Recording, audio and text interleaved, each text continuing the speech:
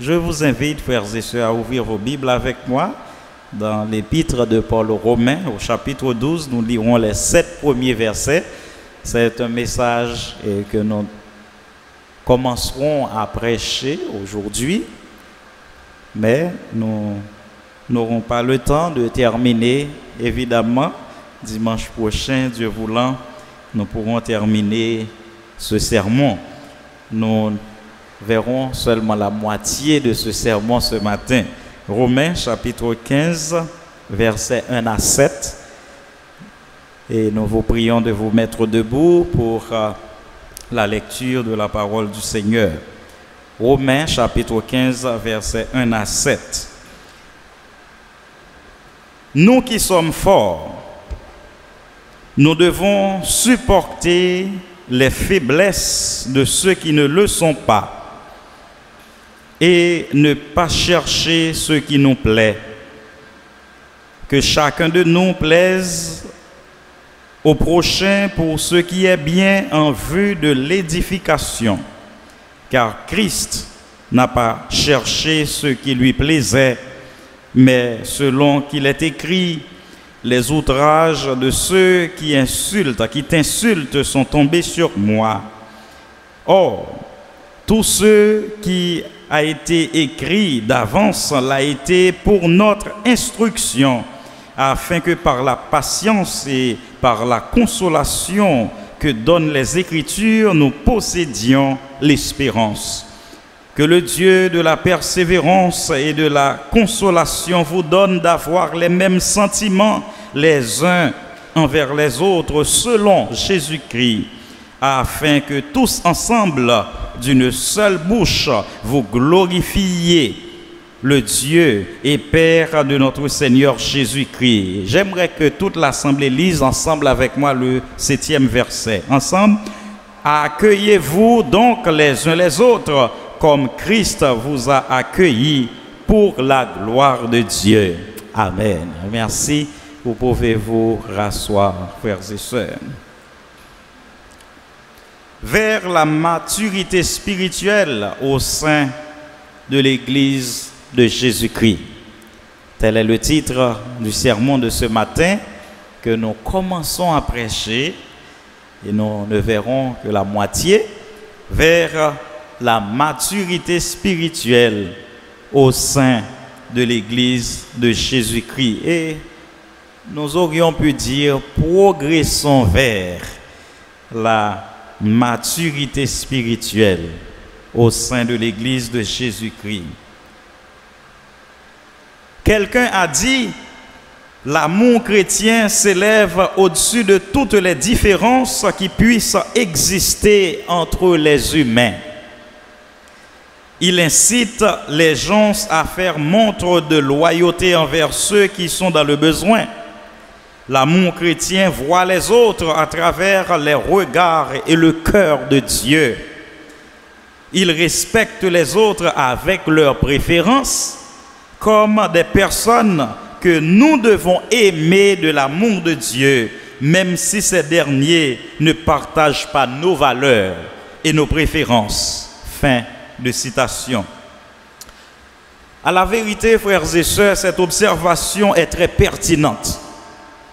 Car assez souvent, en tant que chrétiens, nous avons tendance à tolérer les frères et sœurs qui partagent nos valeurs, nos préférences et nos choix personnels. Et nous prenons nos distances. Nous avons tendance à prendre nos distances de ceux-là avec ceux qui ne sont pas de même avis que nous sur certains sujets. Certains chrétiens se considèrent comme spirituels. Et au lieu de chercher à aider les autres à gravir l'échelle de la maturité spirituelle conformément à l'amour chrétien, ils préfèrent les critiquer. Et d'autres qui se croient forts spirituellement vont jusqu'à médire de leurs frères immatures dans la foi, même avec des inconvertis. Quelle erreur au sein de l'Église de Jésus-Christ. Nous qui sommes forts devons supporter les faibles. La vérité est que trop souvent, notre nature humaine nous pousse à l'intolérance. Et je reprends. Trop souvent, notre nature humaine nous pousse à l'intolérance. Heureusement, Dieu ne nous laisse pas sans secours. À travers les Saintes Écritures, Dieu nous vient en aide et ce problème d'intolérance à l'égard de nos frères et sœurs qui sont faibles dans la foi n'est pas nouveau en réalité. Au temps des apôtres qui vivaient au 1er siècle de notre ère, les chrétiens de l'Église de Rome devaient faire face à ce problème qui rongeait la fraternité au sein de l'Église.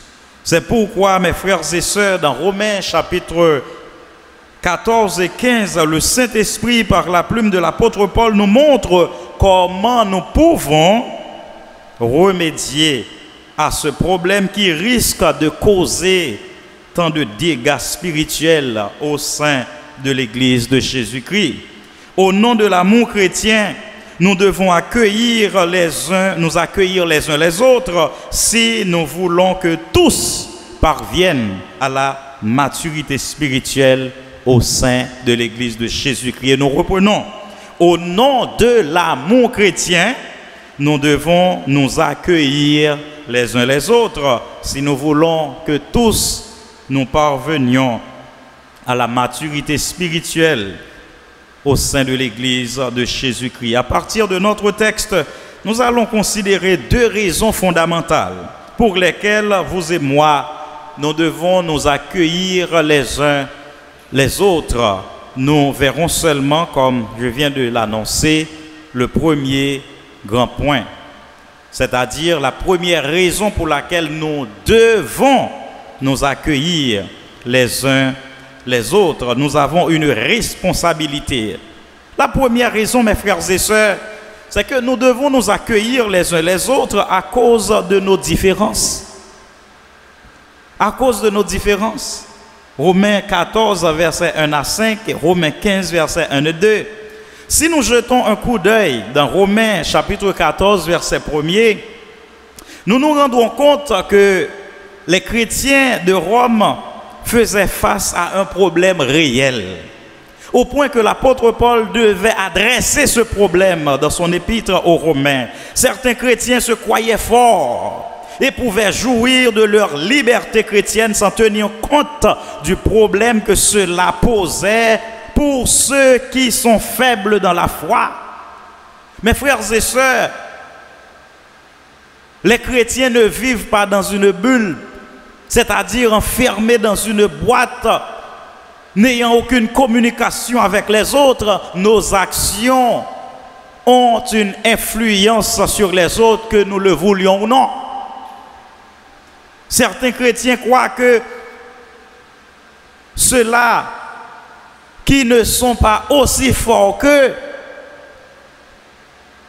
sont méprisables. Et de fait, ils les méprisent. Certains croient que les chrétiens ne sont pas si libres en ce sens. Il y a deux catégories.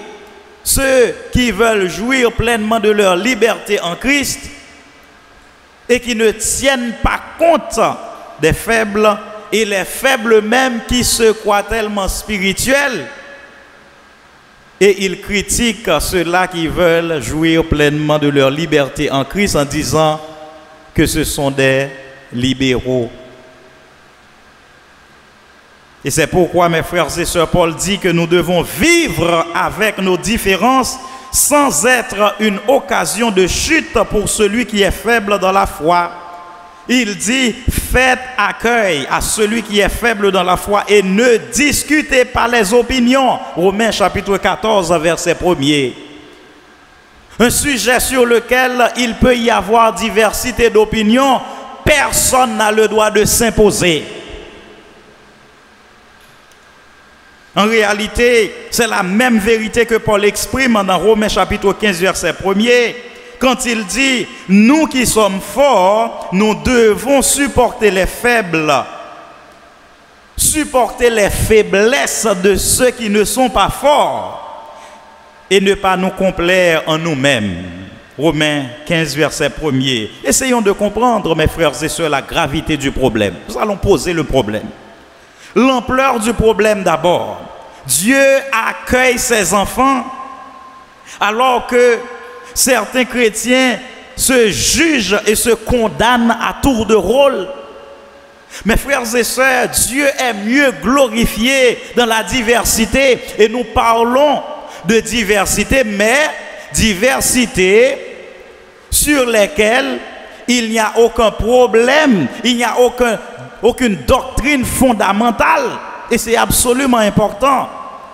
La Bible ne transige pas sur certains sujets. Cette question de la déité, la divinité de Jésus-Christ, cette question de la personnalité du Saint-Esprit, cette question de sanctification, la Bible ne donne aucune liberté là-dessus. Nous ne pouvons pas choisir ce que nous devons croire à ces sujets-là. Cependant, il y a certains sujets où on peut assister à une diversité d'opinions. À ce moment-là, personne ne doit pas s'imposer. Par exemple, il y a des gens qui croient que la Sainte Seine doit être distribuée dans une seule coupe, comme Jésus l'a fait avec les disciples. Mais ces gens-là oublient que nous ne sommes pas obligés de passer 3 heures de temps à servir 500 chrétiens avec une seule coupe. Nous ne parlons pas question de maladie, de transmission de maladie. Non, ça ne fait pas partie de la chose. Parce qu'aucun chrétien, et je le dis à qui veut l'entendre, aucun chrétien consacré, digne de prendre la Sainte Seine, ne peut tomber malade. Si la personne n'est pas en règle avec le Seigneur, ça c'est une autre chose. L'apôtre Paul est clair. Il dit, vous tombez malade parce que vous n'êtes pas digne de participer à la table du Seigneur. Donc, la coupe commune, ce n'est pas un problème. Question de maladie, c'est à rejeter. Impossible pour un chrétien consacré de contracter une maladie quelconque en participant à la Sainte Seine. Donc, ce n'est pas là la question.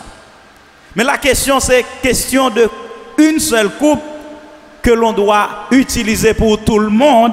Et certaines personnes critiquent sévèrement les églises qui, comme nous, utilisent les petits verres. Mais qu'est-ce qui est sanctifié? Est-ce le récipient ou encore le vin? Est-ce que l'église est avec moi?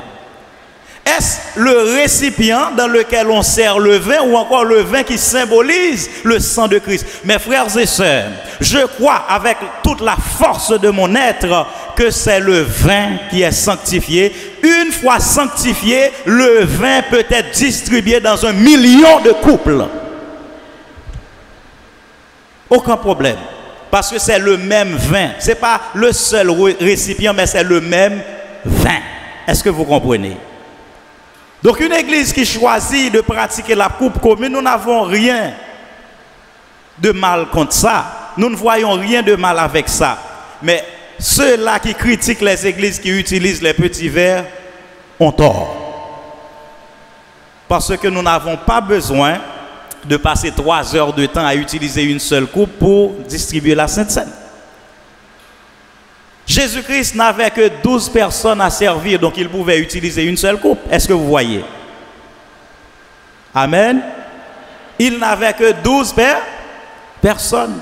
Aujourd'hui, si nous avons 500 personnes à servir, donc nous n'avons pas besoin de passer 2 heures, 3 heures de temps à le faire. Parce que c'est le vin qui est sanctifié et le vin peut être distribué dans 1 million de coupes. Pas de problème là-dessus. Mais il y a des gens qui sont intolérants. Dieu accueille ses enfants alors que certaines gens jugent, ces chrétiens se condamnent et se jugent à tour de rôle dans Romains chapitre 14, verset 3 et 10. Mais problème numéro 1, il y a des gens qui croient qu'ils peuvent manger n'importe quoi et des gens qui disent « Ah, ça c'est une nourriture impure ». L'apôtre Paul dit dans Romains 14, verset 3 et 10, « Celui qui mange méprise celui qui ne mange pas. Ça, c'est un problème à adresser. Celui qui mange traite l'autre avec mépris, comme si l'autre n'a aucune valeur à l'Église. Donc ceux-là qui mangeaient traitaient les faibles avec mépris. Et ils disent, vous êtes si ignorants, vous faites toute une histoire pour rien. Mes frères et sœurs, ce n'est pas un problème de manger ce qu'on veut, ce n'est pas un problème. Le problème, c'est l'attitude que vous prenez en mangeant. Est-ce que vous tenez compte de celui qui est faible dans la foi en mangeant? Pourquoi manger du porc en face d'un adventiste du 7e jour? Pourquoi l'entraîner dans le péché? Vous pouvez manger, mais ne le faites pas devant lui, amen, pour l'agacer sur le plan spirituel, car il croit autrement. Il est un faible dans la foi en ce sens. Nous ne pouvons pas nous vanter de nos forces spirituelles pour dire, ah, il ne comprend rien, moi je vais manger devant lui. Non. Vous êtes maintenant une occasion de chute. Pourquoi entraîner un frère ou une sœur dans la chute à cause d'une viande? Ça n'a aucune importance. Mes frères et sœurs, moi particulièrement, je n'aime pas trop le porc. Mais si j'ai faim et que c'est la seule chose que je trouve à manger, je vais en manger à la gloire de Dieu.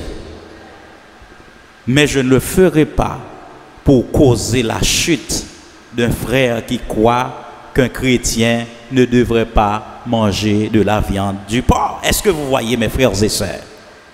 Donc les forces sur le plan spirituel ne doivent pas occasionner la chute de ceux-là qui sont faibles dans la foi. Celui qui mange ne pêche pas en mangeant.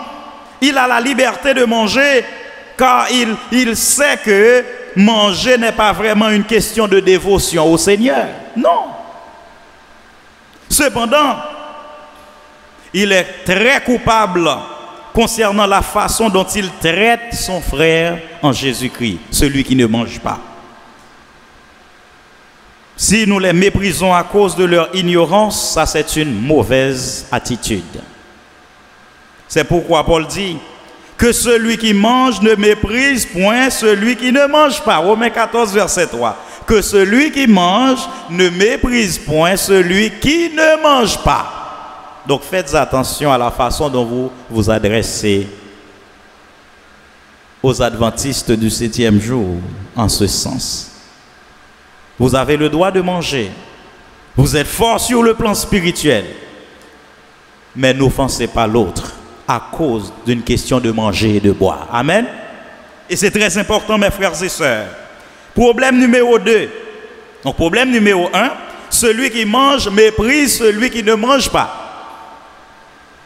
Problème numéro 2, celui qui ne mange pas juge celui qui mange. Donc si un frère vous juge concernant la viande du porc par exemple, cette personne-là a tort de vous juger car vous pouvez manger pourvu que vous rendiez des actions de grâce au Seigneur. Vous pouvez manger. Passer des jugements, les chrétiens faibles condamnent les chrétiens qui sont forts. Ils disent, mais ce que vous faites là est très méchant, c'est pas biblique. Alors que la Bible ne condamne pas celui qui mange de la viande du porc, par exemple. Ces chrétiens faibles se vantent de leur spiritualité. Ils disent, ah, pas mettez tout risible dans la bouche, moi, parce que c'est chrétien, pour mépriser, alors pour juger celui qui mange. Ainsi, mes frères et sœurs, ces chrétiens faibles se vantent de leur spiritualité. Ils pensent qu'ils se montrent très dévoués à Christ en mangeant seulement peut-être de l'igname et des mangues. Et ça encore, c'est une mauvaise attitude de juger ceux-là qui mangent de la viande. Il y a des gens qui se disent végétariens, aucun problème. Mais ceux-là ne doivent pas juger ceux qui mangent de la viande. Amen. Il ne faut pas juger parce que Dieu a créé toutes choses et toutes choses sont bonnes pour l'homme, pourvu que nous les prenions avec action de grâce selon le Seigneur, selon le dire de l'apôtre Paul. C'est pourquoi Paul dit que celui qui ne mange pas ne juge point celui qui mange. Romains 14, verset 3. Donc, ils n'ont aucun droit de condamner les forts. En même temps, les forts devaient faire preuve d'amour et de compassion. Donc, voyez mes frères et sœurs, nous pouvons vivre avec nos différences. Nous pouvons vivre avec nos différences. Dieu est mieux glorifié dans la diversité. Il y a ceux-là qui mangent, il y a ceux-là qui ne mangent pas, mais nous tous, nous contribuons à la gloire de Dieu. Devant le trône un jour, tous nous serons, toute langue, toute tribu, tout peuple, toute nation, quelle que soit leur langue, nous serons devant le trône de Dieu pour chanter le cantique de l'agneau dans Apocalypse chapitre 15. Nous devons nous tolérer les uns les autres dans les choses qui ne sont pas fondamentales. La Bible ne transige pas sur les choses fondamentales. Ah, si vous pensez que Jésus-Christ n'est pas tout puissant comme Dieu le Père, apôtre Paul va vous fouetter avec son verbe cinglant, comme il a l'habitude de le faire pour les faux docteurs. Mais si vous méprisez ceux-là qui mangent, et si ceux qui mangent méprisent, alors juge ceux-là qui ne mangent pas, alors il y a problème, l'apôtre Paul vous condamnera aussi. Ainsi, mes frères et sœurs, nous devons faire preuve de compassion et d'amour envers ceux qui sont faibles, nous qui sommes forts. Mais ceux qui sont faibles aussi ne doivent pas se réfugier dans une forme de spiritualité pour juger ceux qui s'estiment forts. Est-ce que vous voyez? Et c'est très important. Les deux attitudes sont condamnées par Dieu qui accueille les deux groupes. Amen. Dieu accueille les deux groupes. Maintenant, ça c'est le problème. Le problème numéro 1, celui qui mange méprise celui qui ne mange pas. Problème numéro 2, celui qui ne mange pas juge celui qui mange. Les deux sont condamnables. Maintenant, quelle est la réponse de l'Église de Jésus-Christ? Et c'est très important. L'apôtre Paul va nous donner la réponse dans Romains chapitre 15, verset 1er. Il dit, vous qui êtes forts. Donc il s'adresse d'abord aux forts. Vous qui êtes forts. Donc ceux-là qui ont de la maturité spirituelle, qui savent que cette question de manger n'est pas une question de dévotion à Dieu. Ça, c'est la force spirituelle. Vous qui êtes forts, vous qui avez atteint la maturité spirituelle, vous êtes caractérisés par le discernement spirituel. Nous qui sommes forts, nous avons une obligation. Et le verbe grec utilisé ici est très fort. Et nous pourrions dire une forte obligation envers les faibles. Nous avons une obligation envers ceux qui sont faibles. En d'autres termes, nous avons une responsabilité. C'est-à-dire, mes frères et sœurs, prenons l'exemple. Si vous mangez de la viande de porc, mais mangez de manière responsable. Ne mangez pas pour entraîner la chute d'un frère qui est faible. Vous avez une obligation, une responsabilité. Responsabilité, c'est-à-dire, le verbe utilisé ici, c'est dans le sens de payer une dette à quelqu'un. Nous avons une dette envers ceux-là qui sont faibles dans la foi pour ne pas les mépriser. Au contraire, nous devons prier que le Seigneur ouvre leurs yeux. Amen, frères et sœurs. Nous devons prier que le Seigneur les aide à grandir sur le plan spirituel au lieu de les mépriser. Nous n'avons aucun droit de mépriser un prochain, une créature de Dieu, à cause de notre force spirituelle, à cause de notre discernement spirituel. C'est ce que Dieu pourrait appeler l'orgueil spirituel. Que faire dans une famille où un plus grand voit qu'un plus petit ne comprend pas encore? Qu'est-ce qu'il fait? Il le méprise ou il l'encourage à grandir? Il l'encourage. Il l'encourage. Il l'encourage à grandir. Et c'est ce que nous devons faire, mes frères et sœurs, au lieu de mépriser ceux-là qui ne sont pas aussi forts que nous sur le plan spirituel. C'est un devoir auquel nous ne pouvons nous échapper. Et c'est très important. C'est une obligation du même type que l'amour qu'un homme doit à sa femme.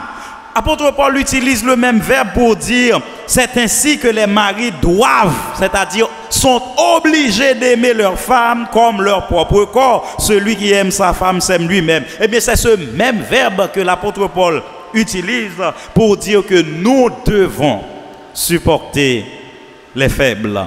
C'est une obligation, mes frères et sœurs, du même type que l'amour que nous devons au prochain. Dans Jean chapitre 4, verset 11, l'apôtre Jean dit dans 1 Jean 4, verset 11, bien-aimés, si Dieu nous a ainsi aimés, nous devons, le même verbe grec, nous devons aussi nous aimer les uns les autres. C'est une obligation, mes frères et sœurs, que nous avons envers ceux-là qui sont faibles. Et ce sont des faibles en esprit ou faibles dans la foi concernant certaines choses dans la vie. Nous ne pouvons pas les mépriser. Au chapitre 14, verset 2, il y a des croyants qui sont végétariens par conviction personnelle. Amen. Végétariens par conviction personnelle. Ça, c'est le choix de la personne. Nous n'avons aucun droit de mépriser ceux-là qui ne mangent pas de la viande. Et si vous dites que, oh, Dieu a créé les bœufs, Dieu a créé les porcs, il a créé les cabris pour que nous puissions les manger, et voici ce faible dans la foi ne veut pas profiter de toutes les grâces de Dieu. Nous n'avons aucun droit de le dire. C'est par conviction personnelle. Il a le choix de manger des mangues et de l'igname seulement. Amen, chrétien. Nous n'avons aucun droit de mépriser ces gens. Donc, chapitre 14, verset 2, des croyants qui sont végétariens par conviction personnelle. Chapitre 14, verset 5, croyants qui observent certains jours spéciaux. Il y a des gens qui disent, bon, moi, je prends le mardi comme jour de jeûne. Qu'est-ce que vous avez contre ça? Qu'est-ce que vous devez avoir contre ça? Non, vous n'avez rien à dire là-dedans. Il y a des gens qui disent, bon, les jeudis, je jeûne. Mais pourvu que ces gens prient le Dieu Trinitaire, Père, Fils et Saint-Esprit, pourvu qu'il honore le Seigneur par son jeûne, nous n'avons aucun droit de mépriser ces gens-là. Amen. Aucun droit. Bref, il y a plusieurs types de faiblesses provenant de différents arrière-plans et choix culturels. La première partie de l'obligation d'effort envers les faibles, nous devons considérer ça brièvement. Les faibles, mes frères et sœurs, désignent ceux qui sont faibles dans leur conscience. Donc, ils peuvent avoir mauvaise conscience en nous voyant faire des choses qu'ils ne croient pas bonnes. Eh bien, nous devons les aider. Nous devons les aider. Nous ne devons pas les offenser. Nous ne devons pas les mépriser. Ils sont caractérisés par le doute et l'incertitude. Les faibles. Nous qui sommes forts, première partie de l'obligation, nous devons les supporter. Amen. Nous devons quoi? Les supporter. Il y a des chrétiens qui croient qu'un autre chrétien ne peut pas écouter une chansonnette française. Mais ça dépend. Il y a des chansonnettes françaises qui n'ont rien à voir avec l'immoralité.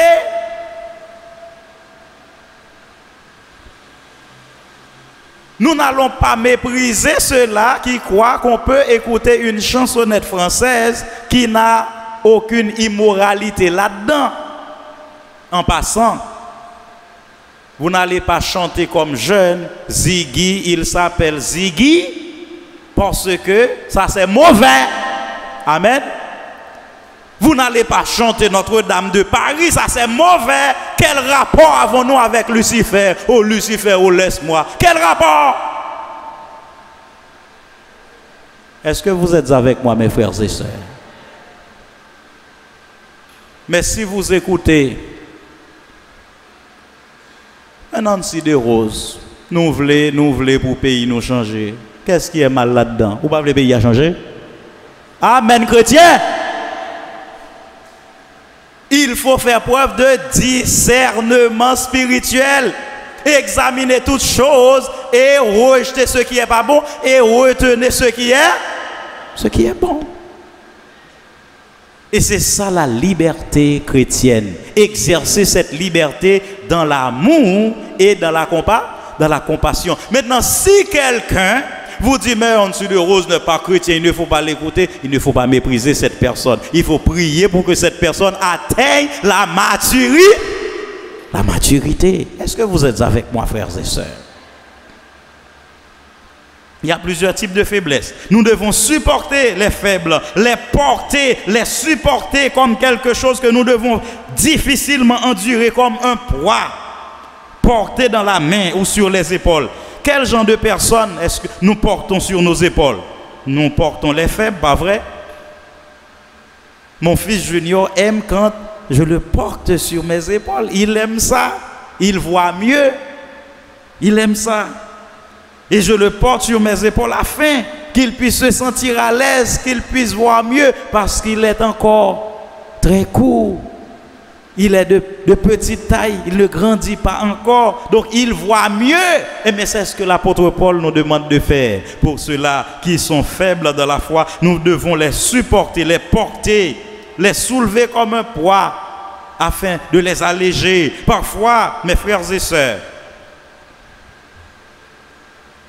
nous portons ceux-là qui sont faibles sur nos épaules pour les aider, ceux-là qui sont malades, parce que nous les aimons, n'est-ce pas?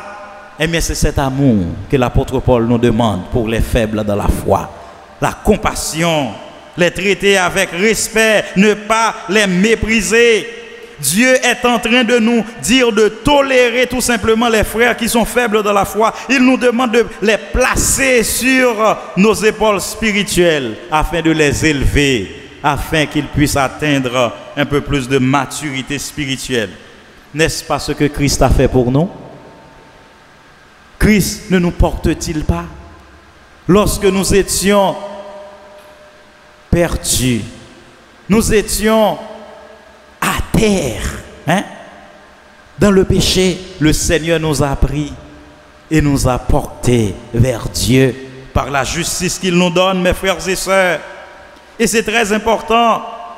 Il supporte nos péchés, il supporte nos culpabilités afin que nous puissions nous repentir. Pas pour qu'il nous donne l'autre pour dire oh, ça ne fait rien. Non, ça fait quelque chose. Mais il nous encourage à changer. Et c'est ce qu'il veut. Dans Matthieu 8, verset 17, le soir, on amena auprès de Jésus plusieurs démoniaques. Il chassa les esprits par sa parole. Il guérit tous les malades afin que s'accomplisse ce qui avait été annoncé par Ésaïe le prophète. Il a pris nos infirmités. Il s'est chargé de nos maladies. Mes frères et sœurs, nous devons supporter ceux-là qui sont faibles. Si vous voyez une jeune fille qui ne comprend pas encore la nécessité de s'habiller décemment, il ne faut pas l'injurier. Amen. Pas jouer, dire, hey, ou ta pi belle, si tu mette, on rade qui te gonti manche, on ti longueur en plus. Amen. Il y a une façon de le faire, mes frères et sœurs. Pour dire, bon, nous, même génération, moun sa yo, qui genre de moun nous y même, qui ça nous va le montrer petit nous. Donc, déjà, vous fermez moun nan. You turn him or her off. Vous faites même. Mais si vous dites, frère, on nous fait parler.